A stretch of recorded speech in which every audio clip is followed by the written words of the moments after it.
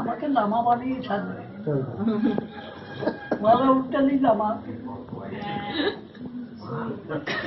আচ্ছা, এরপর এক প্রস্থ মাল্যদান হলো, এরপরে আরেক প্রস্থ হবে। তারা সব প্রস্তুত হচ্ছে বা অনেক কিছু জিনিসপত্র নিয়ে আসছে, দেখা যাক। আমি রিলে করি, ছোটবেলা থেকে রিলে করি। আমি ব্যাটিং ওদের হয়েছে কিনা দেখো। ওখানে বসুন। মাইকটা মনে হয় আজকে দেওয়া যাবে না, তার কারণ এইটা জয় জয় তারা, জয় শ্রী মালিকা জগৎ সিনেমা। এসো, মালাটা দিস, সবাই মিলে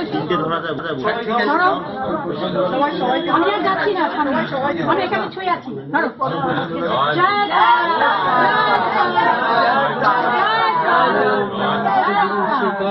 স্বামী আমাকে জনার্দনম হংসং নারায়ণং শৈবমষ্টকং শুভম ওম অখণ্ড মণ্ডলাকারং নিরক্তং যেন চরাচরং তৎপদং দর্শিতং যেন তস্मै শ্রী গুরবে নমঃ। গুরু ব্রহ্মা গুরু শিষ্য গুরুদেব মহেশ্বর গুরুদেব তস্मै শ্রী গুরবে নমঃ। মন্নাথ শ্রী জগন্নাথ মদ্গুরু শ্রী জগদ্গুরু মদগমা সর্বগঙ্গা তস্मै শ্রী গুরবে নমঃ। ব্রহ্মানন্দং পরমস্পদং বিমলং জ্ঞানমূর্তিং গঙ্গাতীতং গগনসদৃশং তত্ত্বমস্যামি লক্ষ্যম একং নিত্যং নিরমচরং সর্বদিক সাক্ষীভূতং ভাবিকাং ত্রিগুণরূপং সদ্গুরুং तं নমামি। নিত্যশুদ্ধং নিরাভাসং নিরঞ্জনং নিত্যং বোধং চিদানন্দং গুরুদেবায় নমঃ। আচ্ছা, এটা আরতিটা করো, আরতি করো। হ্যাঁ। ওম মহাশাম্ভবিमुद्रायुक्तं हृदयारविन्दसंस्थितं शुक्लाम्बरपरिधानं श्वेतपद्मविभूषितं तप्तकाञ्चनवर्णाभं शान्तं स्मेराणनं शिवं तारिणी क्रोराधिष्ठितं नित्यं तारानन्दं सदा ध्यायेत्। ॐ विपुलाय विद्महे तारानन्दाय धीमहि तन्नो गुरुः प्रचोदयात्। ॐ तारावामस्वरूपाय ब्रह्मज्ञानप्रदायिने तारायुगसहितसद्गुरवे तारानन्दाय नमो नमः। जय तारा, জয় তারা, जय जय तारा, মাতা পিতা সখা প্রভু সকলে তোমায় মেরি, স্বামী সকলে তোমায় মেরি,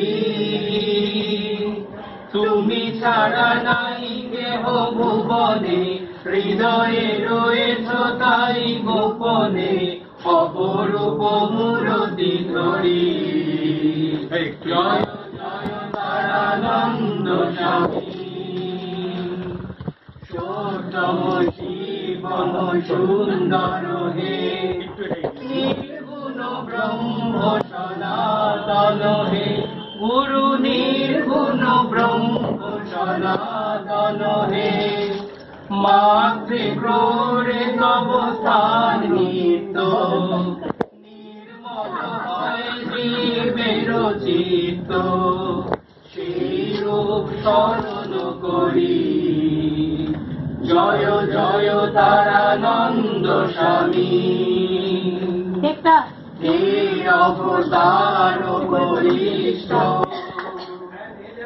এক আধারে গুরু ঈশ্বর প্রভু এক আধারে গুরু ঈশ্বর খণ্ডন করো ভব বন্ধন দাও সে অমৃতের সন্ধান এই মিনতি করি জয় জয় তারানন্দ স্বামী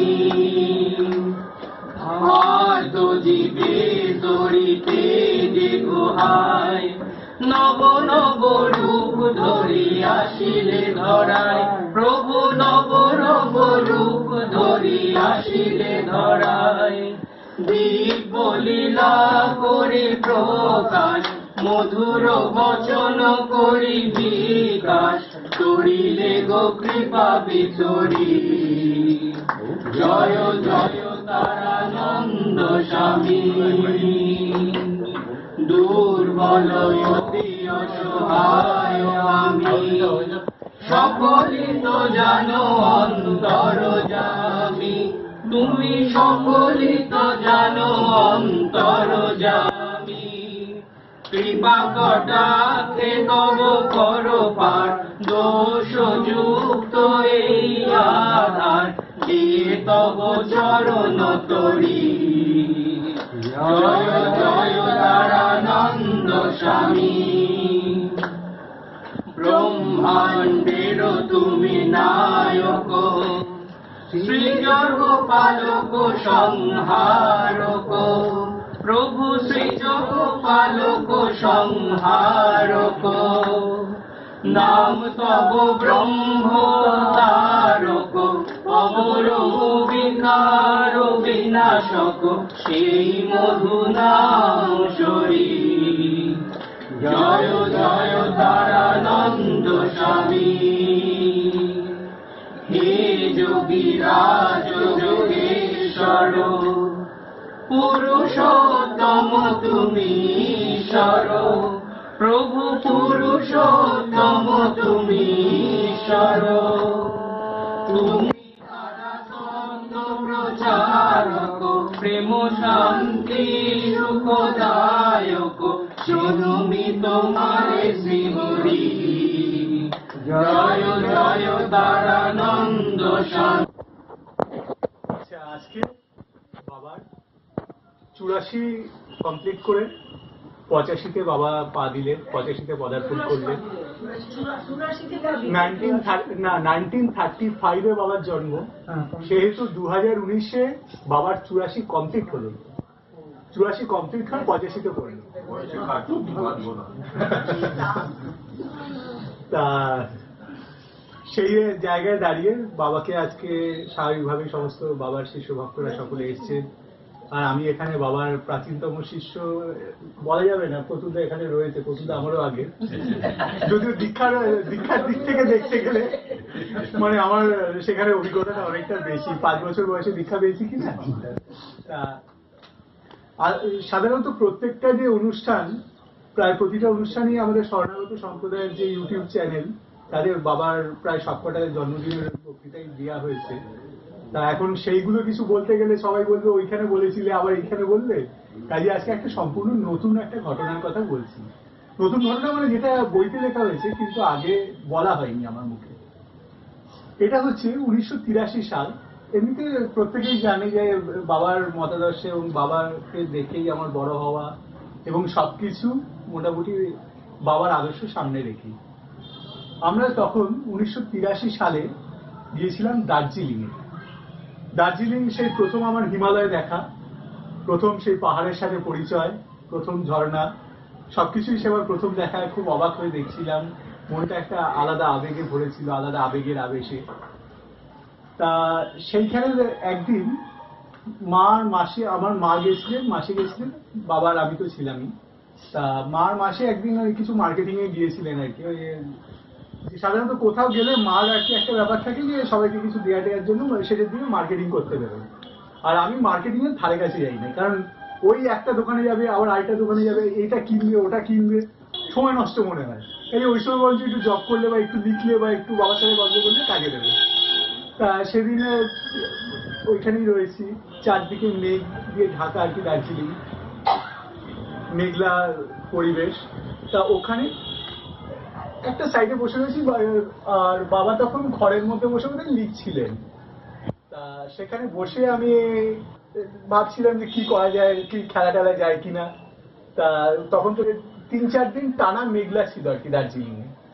তা সেই জন্য সেই সময় বসে বসে ভাবছিলাম কি করা যায়। তা হঠাৎ দেখি একজন লামা আর কি, মানে মুন্ডিত মস্তক, গায়ে একটা লাল রোগ, তিনি এসছেন।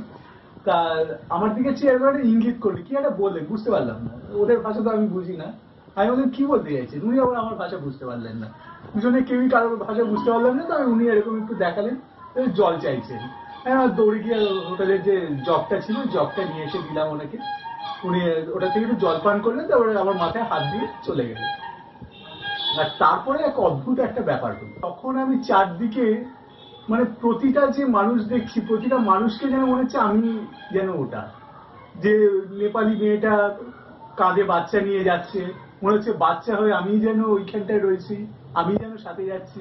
আবার নেপালি মেয়েটা হয়ে আবার আমি যেন বাচ্চাকে নিয়ে যাচ্ছি।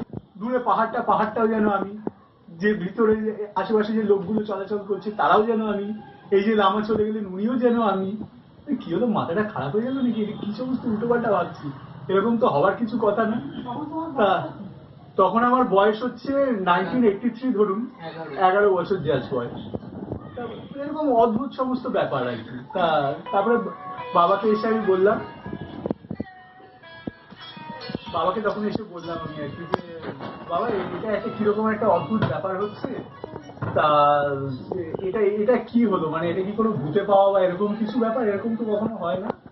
বাবা বলে যে না, এটা আমাদের যে সাধন মন্ত্র রয়েছে, এই মন্ত্রের মানে একটা স্টেজে আর কি এরকম ব্যাপারটা আসে, এটা আমারও হয়েছিল।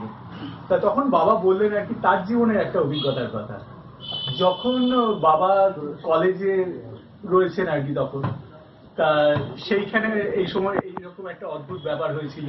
তখন পরীক্ষা হলে বাবাকে সবাই যখন জিজ্ঞাসা করছে, পরীক্ষা হ্যাঁ 4 দিনে এই অবস্থা ছিল আমার, দেহ থাকে না, সকলেই আমি।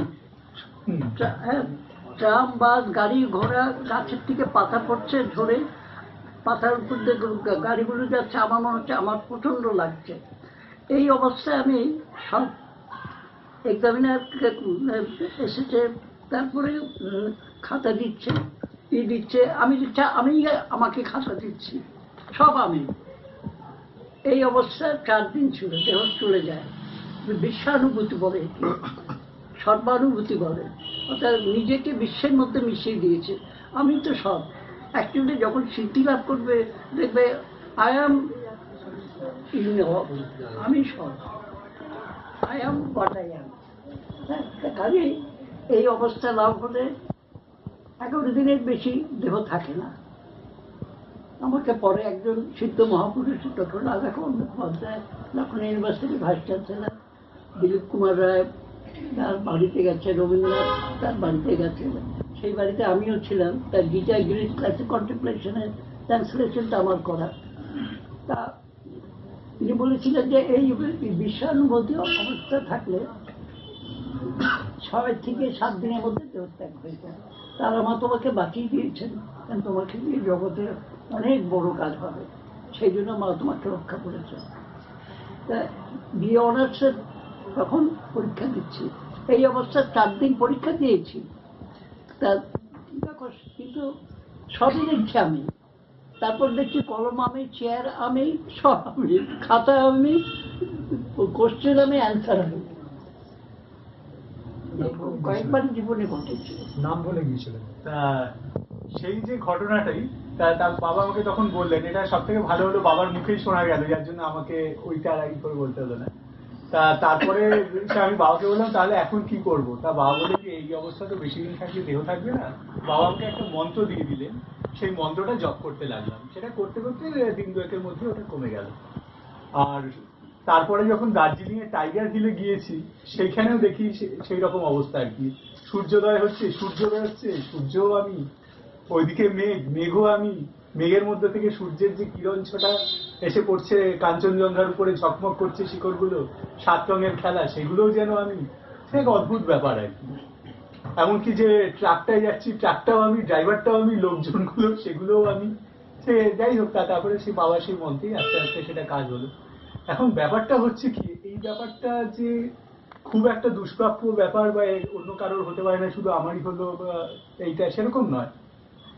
এটা হচ্ছে আমাদের যে মন্ত্র আমরা যখন জপ করি কিভাবে করতে হয়। মন্ত্র আমরা সাধারণত এই আমার এখন অফিসে যেতে হবে, ওই বস ওই বলছে ডম ডম ডম ডম ডম ডম ডম ডম গম গম গম গম গম গম গম, বস আমাকে ওইটা বলছে, ওকে ওটা বলতে হবে, ডম ডম ডম ডম ডম ডম ডম ডম। এরকম করে যদি আমরা মন্ত্র জপ করি তাহলে কিচ্ছু হবে না। আমাদের মন্ত্র জপ করার আগে প্রথমে একটু প্রাণায়াম করে নিতে হয়, অল্প একটু প্রাণায়াম, রেচক, পূরক, কুম্ভ একটু করলে হয় কি, আমাদের ভিতরের এই যে চিন্তাগুলো, নানা রকম চিন্তা তো আমাদের জ্বালাতে থাকে। আমাদের জীবনে দুটো জিনিস জ্বালায়, একটা হলো চিতা, একটা হলো চিন্তা। চিতা কখন জ্বালায়? মৃত্যুর পর। আর চিন্তা কখন জ্বালায়? সারা জীবন ধরে। চিতা একবার জ্বালায়, চিন্তা বারবার জ্বালায়। তা সেই জন্য আমরা কোনো কিছু আমরা যখন ধ্যান বা জপে বসবো, আমাদের আগে একটু প্রাণায়াম করে নেওয়া উচিত। মনটা একটু শান্ত হয়ে গেল, তারপরে যার যা ইষ্টদেব, এখানে সকলেরই প্রায় ইষ্টদেব তারামা, প্রায় সকলেই হয় বাবা, না? তোমার থেকে তো সবাই শক্তিমন্ত্রী, সবাই। তুমি কৃষ্ণমন্ত্র। আমার আবার শরণাগত সম্প্রদায়ের প্রায় সবাই গোপাল মন্ত্র, আর কি এখন পর্যন্ত শক্তিমন্ত্র কেউ না।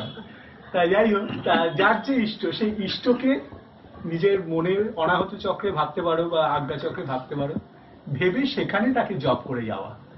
যত জপ করবে তত আস্তে আস্তে মন্ত্রের শক্তি মনের ভিতরে জাগতে থাকবে, এবং যত জাগতে থাকবে ভিতরে একটা আলাদা শক্তি তার জেগে উঠতে থাকে আর কি। আর যত ছোট বয়স থেকে এটা জপ করা যেতে পারে সেটা তত মঙ্গল। বাবাই আমাকে এইভাবে দেখিয়ে এবং প্রত্যেকটা যে সমস্ত অভিজ্ঞতা এগুলোর মধ্য দিয়ে যখনই এগিয়েছি, বাবাকে গিয়ে জিজ্ঞাসা করেছি, যখনই কিছু অদ্ভুত ব্যাপার কিছু দেখেছি বাবাকে জিজ্ঞাসা করেছি, এবং বাবা সেগুলো আমাকে বলে দিয়েছেন যে এইভাবে এইটা করতে হবে, ওইভাবে ওইটা করতে হবে, যার ফলে যাও আজকে একটা কিছু একটা জায়গায় একটা পৌঁছানো গেছি আর কি। তা এখনো আরো অনেক পথ বাকি, আরো অনেক যাওয়া বাকি। তারপরে তোমার পৃথিবীর সব ভাষায় অনুবাদ হবে, ইংরেজিতে হলে পরেই হবে। তারপরে তারা আমার শরণাগত সম্প্রদায় সৃষ্টি করবো এবং সমগ্র পৃথিবীতে এই নাম ছড়িয়ে দেবে।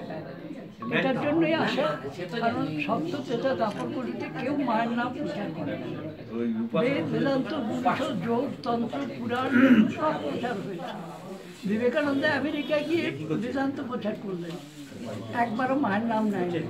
আর বেলুন মাঠে শুধু দিন রাত্রি মামা করছেন। একজন বললো আপনাদের আমেরিকাতে একবারও মায়ের নাম নেয়নি, ওটা জ্ঞানের ক্ষেত্র, এটা ভক্তি এবং জ্ঞান মিশ্রিত ভারত। সেই জন্য ওখানে অপার্থামি জিনিস নেই। আচ্ছা, আমি একটু ওইখানে বসি। বাবা তো ওখানে বসতে বললেন, বসে যাবে তো? খেলে দেহ শুদ্ধ হবে, রক্ত শুদ্ধ হবে, শরীরে বল আসবে, মনে শান্তি আসবে। চারটেই দুর্লভ জিনিস। তারামা খাও, গোপাল খাও, সব ঠাকুর খাও, এইটুকু বলবে।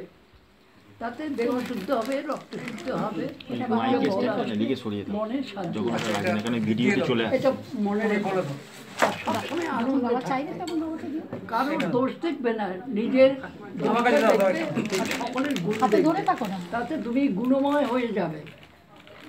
পড়ে যাচ্ছে তো, মুখটা খোলা আছে কিন্তু। আমাকে তারা মা 1 টাকা মাইনে দিয়ে রেখে দিয়েছে 48 বছর ধরে। দিল্লির পক্ষে জানালে তারা আমার নামটা তুলে দেবে। 1 টাকা মাইনে লোকে চাকরি করছে 48 বছর, দিনের মধ্যে 20 ঘন্টা। আটানায় তারাবাংশী বাস্তান, চারানায় ম্যাগাজিন, চারানায় বই বেরোচ্ছে। বাবা, বাবা, আজকে তুমি তোমার সাথে মায়ের কোনো একটা লীলার কথা একটু আমাদের শোনাবে? একটা কিছু লীলা তোমার আর মায়ের আমাদের একটু শোনাবে? লীলা আছে, আচ্ছা একটা বলবো, একটা তুমি যে কোনো একটা বলো না বাবা। সেই চটি কেনার ব্যাপারটা দারুণ ইন্টারেস্টিং। আচ্ছা তুমি আগে কথা বলো, বাবা অসুস্থ, আগে তারা কথা বলো। আমার এত কথা বলা ঠিক নয়, এবার আস্তে আস্তে ডায়েরিতে সব লেখা আছে, সব এখন বেরোয়নি। ধর 10% বেরিয়েছে, 90% হয়েছে আমার দেহ থেকে তারা শেষ। এবং আমার শিষ্য শিষ্যরা সেই বইগুলো বের করে। তারপরে আমার গত 3 জন্মের কথা, বামদেবের সাথে আমার সঙ্গ, ভিক্ষকালের তারা মায়ের অলৌকিক লীলা, এগুলো সব রয়েছে। এটা আসিস, তুমি পাঠ করে যাবে তো? তুমি বলবে তো কিছু? 1 মিনিট, আমি একটা কথা বলে নিই। তা আমি একটা ঘটনা বলছি। ওটাতে তারা শিষ্য ছিল, ওর মা ছিল, আরও কয়েকজন আমার শিষ্য ভক্ত ছিল। বছর 6 আগের কথা। কালীঘাটে আমার বক্তৃতা ছিল 15ই ডিসেম্বর, এবং সেখানে বহু বিশিষ্ট লোক, সাধু সন্ত মহাত্মা ছিল, প্রায় 200-300 উপরে। তা আমায় বললো যে 7:30টার সময় আপনি এটা বন্ধ রাখবেন, কারণ আমার বক্তৃতা 8টা পর্যন্ত হবে। 7:30 থেকে 8:15 আরতি হয়। আমি তো 40 বছর ধরে প্রতি শনিবার কালীঘাটে গেছি, 40 বছর ধরে। প্রথমে মা কালীকে প্রণাম করে পুজো দিয়ে তারপর নকুলেশ্বর মায়ের ভৈরবকে দিয়েছি। কিন্তু আমি জানি ঠিক 7:30 আরম্ভ হয়, 7:45 শেষ হয়। 15 মিনিট সকলেই মায়ের দিকে মুখ করে থাকবে, যারা নাট মন্দিরে রয়েছে। আমিও চুপ করে রয়েছি, কিন্তু আরতি হলো না। আমি যে এত বছর ধরে আসছি, 7:30টার সময় আরতি হয়, কিছুই হলো না। 15 মিনিট পরে আমি আরম্ভ করলাম। বক্তৃতা শেষের পর আমার সাথে তারাশিস, ওর মা, আরও কয়েকজন ভক্ত শিষ্য মিলে ভিতরে, আমাকে পান্ডারা সবাই চেনে, তাদেরও অনেক অলৌকিক ঘটনা আমি দেখেছি। তা গিয়ে প্রধান পুরোহিতকে বললাম, কী ব্যাপার আজকে আরতি করলেন না? আমি 40 বছর ধরে আসছি, কোনো তো দেখিনি। উনি আমার জড়িয়ে ধরে কেঁদে ফেললেন। বললেন, আমরা কী হলো? বলে, আমি আরতি ঠিক 7:30টার সময় আরম্ভ করবো, হঠাৎ তারা মা কালী আমাকে বলছে যে আমার ছেলে এখন বক্তৃতা দিচ্ছে, এখন আরতি করবি না। আমি আমার ছেলের বক্তৃতা শুনছি, আমার ভালো লাগছে। আমি ভাবলাম যে এটা মনের ভুল। বলে আবার একটু পরেই আমি আবার আরতির ব্যবস্থা করে আমার একজন সহকর্মীকে নিয়ে করছি। তখন মা জোরে ধমক দিয়েছে, মা কালী বলছি না, আমার ছেলের বক্তৃতা আমি শুনছি, ছেলের বক্তৃতা শেষ হবে, আসবে, প্রথম সে আরতি করবে আমার, তারপর তুই করবি, তারপরে ওর সাথে যারা এসছে তারা সব আরতি করবে। আমি 30 বছর ধরে কাজ করছি প্রধান পুরোহিত হিসেবে, কোনোদিন এই জিনিস দেখিনি। মায়ের কণ্ঠস্বর আর সেই কি উগ্রমূর্তি মা কালী। তারপর আমাকে দিলেন, প্রথমে আরতি আমি করলাম, মার মুখে কি হাসি, তারপরে মীরা করলো, তারপর তারাশিস করলো, তারপর অন্যান্যরা সব।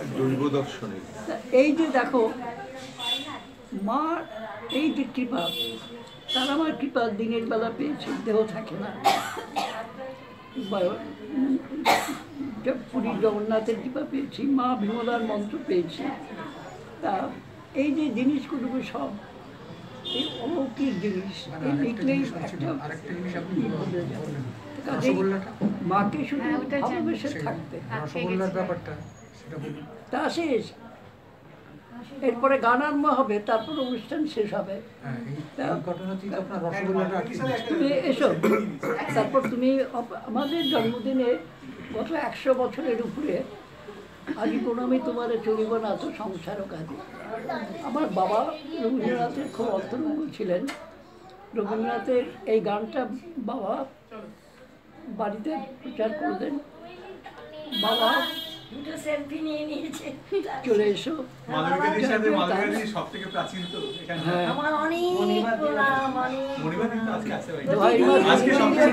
জয়তারা বলতে সব সময় কেটে যাবে। সকালে ফোন করেছিল বাবা, একটু রেস্ট নেবেন আর শরীরের যত্ন নেবেন। ঠিক আছে, ঠিক আছে, আমি মাকে জানাবো, কোনো চিন্তা নেই, সবসময় আনন্দ থাকবে। কিসের দুঃখ, কিসের কষ্ট, তো সব দেহে জানি। মনে রাখবে একটা কথা, আমি দেহ নই, মন নই, ইন্দ্রিয় নই, আমি নিত্য শুদ্ধ, নিত্য মুক্ত, সচ্চিদানন্দ স্বরূপ আত্মা। সচ্চিদানন্দ কাকে বলে? সচ্চিত আনন্দ, যে চিরদিন আমি ছিলাম, চিরদিন আছি, চিরদিন থাকবো। আমরা অমর আত্মা। দেহটা জন্ম নিয়েছে, দেহটা একদিন ছাড়বো, কর্ম শেষ হলে যাবো। তাতে আমার কি যায় আসা? আমি তো অমর আত্মা। সূক্ষ্মদেহের খাদ্য হচ্ছে রোজ সদ্গ্রন্থ পাঠ আর ভালো গান, ডিভোশনাল সং। এতে সূক্ষ্ম দেহটা পরিপুষ্ট হয়। তার ভিতরে জ্যোতির্ময় দেহ, সেই জ্যোতির্ময় দেহে তারা মা আমাদের প্রত্যেককে কোলে নিয়ে বসে আছে। যে যেরকম কাজ করলো তাকে সেই লোকে পাঠিয়ে দিল। তা আমরা তো অমর আত্মা, সপ্তযুগেও ছিলাম, ত্রেতাতেও ছিলাম, তারপরেও ছিলাম, কলিতেও ছিলাম, আবার সপ্তযুগেও থাকবো। এসো তা আশিক, তা আশিক শ্রদ্ধা জানাচ্ছে।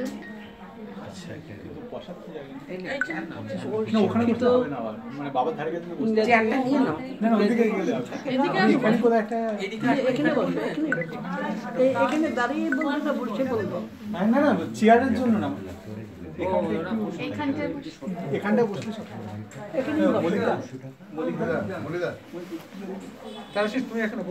আমি বসুন না, একজন বসলেই হবে।